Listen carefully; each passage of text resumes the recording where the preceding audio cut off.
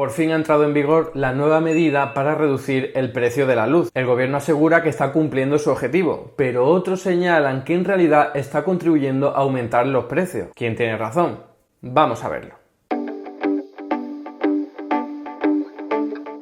La medida aprobada consiste en poner un tope al precio del gas natural, porque debido al nefasto diseño de la Unión Europea es la tecnología cara que marca el precio del resto de energía, aunque sean mucho más baratas, lo que infla artificialmente el precio final. Claro, si todas las energías, independientemente de su coste, se cobran al precio de la más cara, entonces los consumidores estamos pagando mucho más de lo que deberíamos. Por ejemplo, producir energía hidroeléctrica tiene un coste variable aproximado de unos 3 euros el megavatio hora, porque en realidad consiste básicamente en abrir la compuerta de una presa, y sin embargo se ha llegado a vender a más de 200 euros. ¿Cómo es posible que la Unión Europea estableciese un sistema de fijación de precio tan injusto y tan raro? Porque cuando lo hizo, hace ya más de 20 años, las energías renovables no eran muy rentables y la hidráulica y la nuclear necesitaban amortizar sus inversiones. Así que la idea era que todas estas energías cobraran mucho más para echarles un cable. Esto podría haber tenido sentido hace 20 años, pero en la actualidad no tiene ningún tipo de sentido, porque las energías renovables ya son muy baratas y muy rentables, y las nucleares y las centrales hidroeléctricas han más que amortizado sus inversiones. La Unión Europea ya ha reconocido que es un diseño obsoleto y sin sentido, pero todavía no lo han cambiado.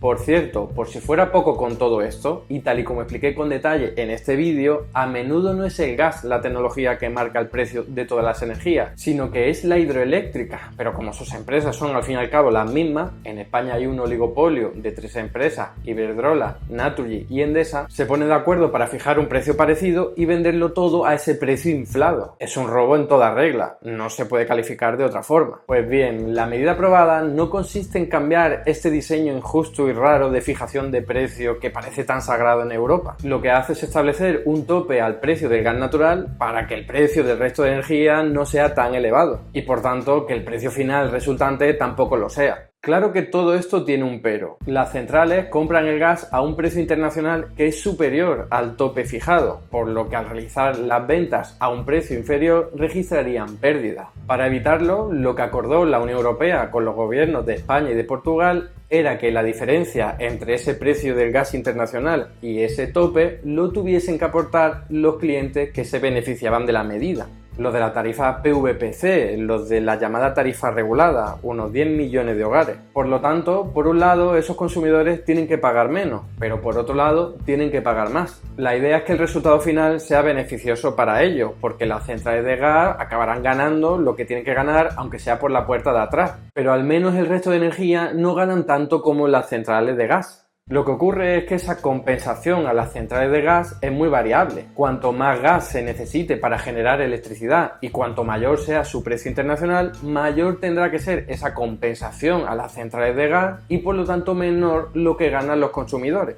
Por eso a veces la medida reducirá mucho el precio y otras veces lo hará muy poco. En este gráfico tenéis lo que ha ocurrido durante los últimos días. El 12 de junio empezó una ola de calor que disparó la demanda de aire acondicionado. Encima no había viento y no se pudo utilizar mucha energía eólica. Y una central nuclear española no pudo operar. Así que se recurrió muchísimo al gas, cuyo precio internacional no deja de crecer por la crisis energética y la guerra de Ucrania. El tope al gas ha logrado reducir notablemente el precio, más de 100 euros el megavatio hora. Pero como decíamos, este no es el precio final porque hay que sumarle la compensación a las centrales de gas. Cuando se le añade dicha compensación, que ha sido muy elevada estos días por el elevado precio internacional, entonces la reducción no es tan notable. El 18 y 19 de junio fue fin de semana y se utilizó menos gas aunque siguiese habiendo ola de calor. Por eso la compensación fue bastante menor y de ahí que los consumidores se beneficiaran más. Ahí se nota mucho más la medida recién aprobada. Los primeros días no se notó mucho debido a la ola de calor y a que eran días laborables. Cuando no haya ola de calor y cuando las energías renovables tengan mayor peso, entonces se notará más la reducción en el precio debido al tope al gas. Aunque seguirá siendo claramente insuficiente, porque el problema de fondo, que es el diseño del sistema de fijación de precios, no se ha tocado. En consecuencia, el tope al precio del gas sí ha reducido la factura de la luz. Lo que pasa que no se ha notado apenas porque ha nacido en plena ola de calor que ha disparado los precios.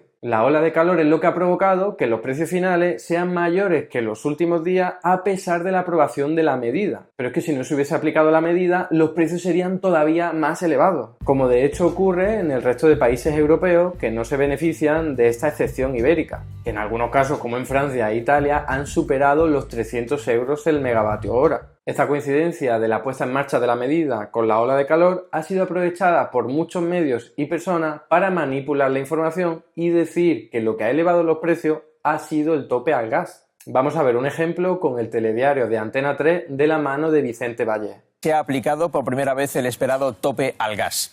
Recuerden que es la medida que los gobiernos de España y Portugal han pedido a Bruselas para que baje nuestra factura de la luz. Y Bruselas ha hecho una excepción para autorizar ese tope. Hoy el precio del megavatio hora es de 214 euros. Aplicado el tope, se restan 49 euros. Por tanto, el precio es de 165 euros. Ahora bien, el tope al gas tiene una contrapartida poco conocida, porque a ese precio resulta que hay que sumar cada día la compensación que van a recibir las compañías gasistas. Esa compensación ha sido hoy de 59 euros. Por tanto, el precio real de la luz para mañana será de 224 euros, es decir, 10 euros más que hoy. Sube casi un 5% en lugar de bajar un 15%, como anunció el gobierno. Veremos cómo evoluciona el precio en los próximos días. De momento ya se aplica esa compensación y ¿quién la va a pagar? Usted. ¿Veis? Compara de forma tramposa el primer día de aplicación de la medida, con plena ola de calor, con los precios del día de antes, en vez de compararlos con el mismo día sin la aplicación de la medida. La comparación justa y rigurosa es entre el precio final que pagamos, con tope y con compensación, y el precio que tendríamos que pagar si no se hubiese aplicado el tope. El resultado es positivo para los consumidores, no mucho, sobre todo por la ola de calor, pero positivo. Veamos otro ejemplo de manipulación. Esta vez de la mano de Daniel Lacalle. Primer día del tope del gas del gobierno que tanto nos habían vendido. ¿Y qué es lo que pasa? Que sube el precio de la luz. Por un lado, el precio mayorista baja, entre comillas, un 20%, y por el otro lado, oh sorpresa, entre las subvenciones a las generadoras de gas y el descuento a Francia, se come toda la rebaja y además sube el precio de la luz un 10%.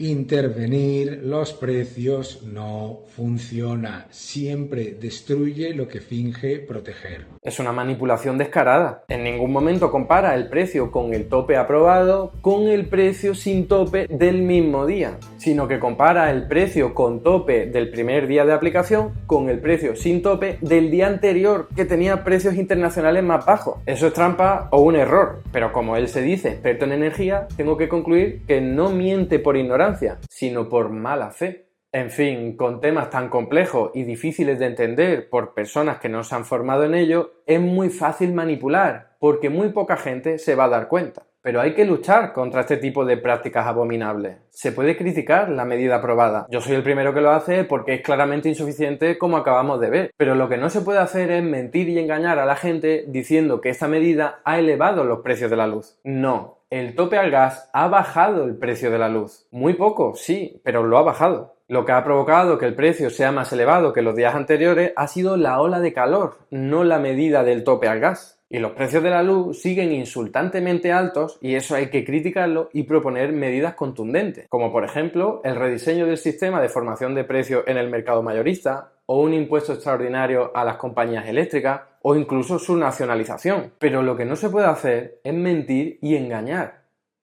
Y hasta aquí el vídeo de hoy.